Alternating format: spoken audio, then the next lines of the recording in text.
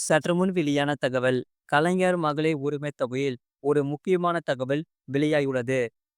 அதை பார்க்கறதுக்கு முன்னாடி நீங்க நம்ம சேனலை சப்ஸ்கிரைப் பண்ணாம இருந்தீங்கன்னா மறக்காம லைக் பண்ணிக்கோங்க, சப்ஸ்கிரைப் பண்ணிக்கோங்க. உங்க நண்பர்கள் மற்றும் உறவினர்களுக்கு தெரியப்படுத்த ஷேர் பண்ணுங்க. அதாவது கலைஞர் மகளிர் உரிமை தொகை திட்டத்திற்கு விண்ணப்பிக்க இருக்கும் வழிகள் என்ன என்பதை தெரிந்து கொள்ளுங்கள். நீங்கள் மீண்டும் கலைஞர் மகளிர் உரிமை தொகையில் விண்ணப்பிக்கலாம். தவறவிட்டவர்களுக்கு ஒரு அற்புதமான வாய்ப்பு கிடைத்துள்ளது. அதாவது கலைஞர் மகளிர் உரிமை தொகை திட்டத்திற்கு இதுவரை விண்ணப்பிக்காதவர்கள் அண்மையில் தமிழ்நாடு முழுவதும் நடைபெற்ற மக்களுடன் முதல்வர் முகாமில் கலந்து கொண்டு விண்ணப்பித்தனர். ஒவ்வொரு தாலுகாவிலும் தமிழ்நாடு அரசு சார்பில் நடைபெற்ற இந்த முகாமில் கலைஞர் மகளிர் உரிமை தொகை விண்ணப்பங்கள் விநியோகம் செய்யப்பட்டு உடனே பூர்த்தி செய்து கொடுக்கப்பட்ட விண்ணப்பங்களை அதிகாரிகள் பெற்றுக்கொண்டனர். இருப்பினும் இந்த முகாமில் பலர் விண்ணப்பிக்க தவறிவிட்டோம் என வருந்துகின்றனர். அவர்களுக்கான ஒரு சிறப்பான வாய்ப்பு கிடைத்துள்ளது. மீண்டும் எப்படி விண்ணப்பிப்பது என குழப்பத்தில் உள்ளனர். அவர்களுக்கு ஒரு வாய்ப்பு இருக்கிறது. அது என்னவென்றால், உங்கள் ஊருக்கு அருகாமையில் அரசு இ-சேவை மையம் எங்கு இருக்கிறது என பாருங்கள். அங்கு கலைஞர் மகளிர் உரிமை தொகை திட்டத்திற்கு விண்ணப்பிக்க தேவையான ஆவணங்களுடன் செல்லவும்.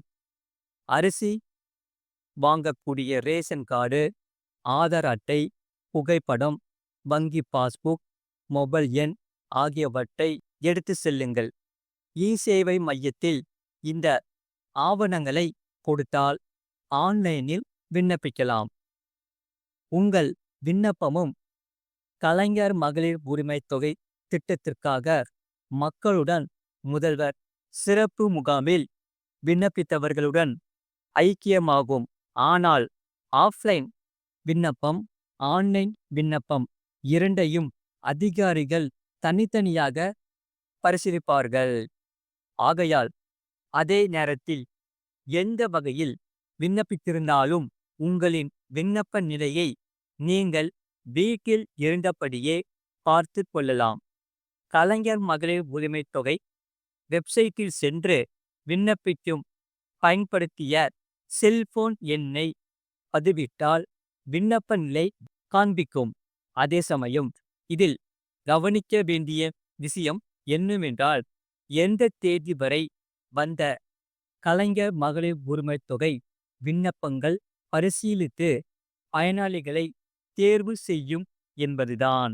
இதற்காக அரசு கால வரையறை துறை ரீதியாக நிர்ணயித்து அந்த விண்ணப்பங்களை மட்டும் பரிசீலித்து பயனாளிகளை தேர்வு செய்யுமா அல்லது ஆன்லைனில் விண்ணப்பங்கள் அத்தனையும் பரிசீலிக்குமா என்பது குறித்த தகவல் இல்லை. புதிய பயனாளிகள் தேர்வு செய்யப்பட்ட பின்னரே இது குறித்த விவரம் தெரிய வரும் என்று கூறப்பட்டுள்ளது. அது மட்டும் இல்லாமல் தக்கல் ரயில் டிக்கெட் புக்கிங்கில் பெரிய மாற்றங்கள் வந்துள்ளது.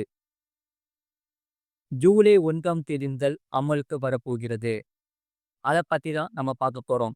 அதாவது ஜூலை 1ஆம் தேதி முதல் தக்கல் முறையில் ரயில் டிக்கெட் புக்கிங் செய்வதற்கு ஆதார் கார்டு அவசியம் என்று இந்திய ரயில்வே அறிவித்துள்ளது. தினமும் லட்சக்கணக்கான பயணிகள் இந்தியாவில் ரயில்களில் பயணம் செய்கின்றனர். ரயில் பயணம் செய்வது மிக எளிதாக இருக்கும். டிக்கெட் செலவும் குறைவுதான். அதே சமயம் வேகமாகவும் பாதுகாப்பாகவும் பயணிக்கலாம். இது மட்டுமல்லாமல் ரயில்களில் பயணிகளுக்கு பல்வேறு வசதிகள் உள்ளது. ஏழை மற்றும் நடுத்தர மக்களின் பிரதான போக்குவரத்து ஊடகமாக ரயில்கள் இருக்கின்றன. ரயில் பயணம் செய்வதற்கு முன்கூட்டியே டிக்கெட் எடுக்க வேண்டும். டிக்கெட் எடுக்க நிறைய வழிகள் இருக்கின்றன. ரயில் நிலையங்களில் நேரடியாக சென்று டிக்கெட் எடுக்கலாம். ஆன்லைன் மூலமாகவும் முன்பதிவு செய்யலாம். அதற்கு பெரும்பாலான பயணிகள் IRCTC வெப்சைட் அல்லது செயலியை பயன்படுத்துகின்றனர். ரயில்களில் பெரும்பாலும் சீட் எளிதாக கிடைத்துவிடாது. நாம் பயணம் செய்ய வேண்டிய நாளுக்கு சில வாரங்களுக்கு முன்பே முன்பதிவு செய்தால்தான் உறுதிப்படுத்தப்பட்ட டிக்கெட் கிடைக்கும். அதேபோல் பேருந்துகளில் இருப்பதைப் போல உடனுக்குடன் சீட் கிடைக்காது. ஏனெனில் தினமும் லட்சக்கணக்கான மக்கள் ரயில் டிக்கெட் புக்கிங் செய்வதால் டிக்கெட் கிடைப்பது அரிதான விஷயமாகும். ரயில் டிக்கெட் முன்பதிவு செய்ய தக்கல் முறையை நிறைய பேர் பயன்படுத்துகின்றனர். தக்கல் டிக்கெட் புக்கிங் என்பது நாம் பயணம் செய்ய வேண்டிய நாளுக்கு ஒரு நாளுக்கு முன்பு முன்பதிவு செய்யும் ஒரு முறையாகும். இதற்கு போட்டிகள் அதிகம். ஆகையால் பெரும்பாலும் மக்கள் திடீரென்று முடிவெடுத்து ரயில் பயணம் செய்வார்கள்.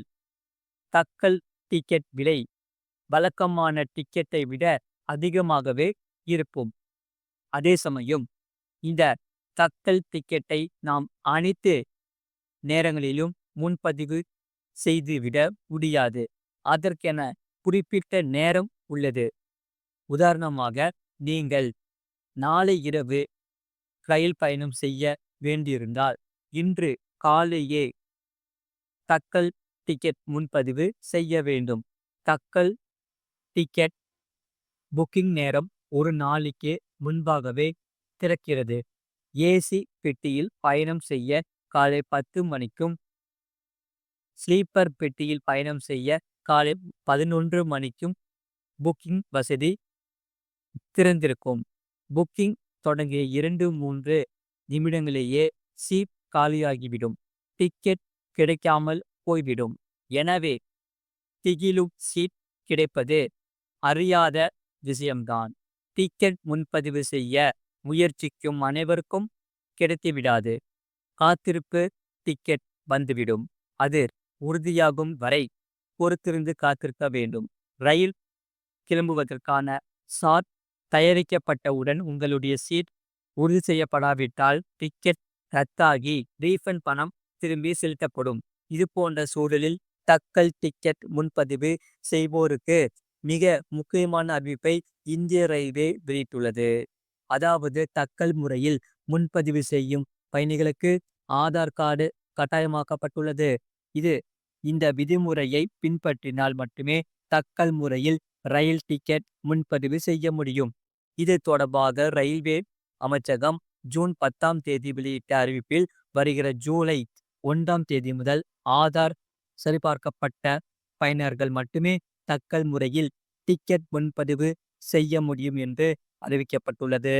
சரியான தகுதியான பயனாளிகள் மட்டுமே இந்த வசதியை பயன்படுத்த வேண்டும் என்ற நோக்கத்தில்தான் ஆதார் சரிபார்ப்பு கட்டாயமாக்கப்பட்டுள்ளது. எனவே ஜூலை 15ஆம் தேதி முதல் ஆதார் கார்டில் இணைக்கப்பட்ட மொபைல் நம்பருக்கு வரும் OTP நம்பரை பதிவிட்டால் மட்டுமே சரிபார்ப்பு செயல்முறை நிறைவடையும். இது போன்ற செய்திகளை உடனுக்குடன் அறிந்து கொள்ள மறக்காம சேனலை சப்ஸ்கிரைப் செய்யுங்கள். மற்றவர்களுக்கு தெரியப்படுத்த ஷேர் செய்யுங்கள்.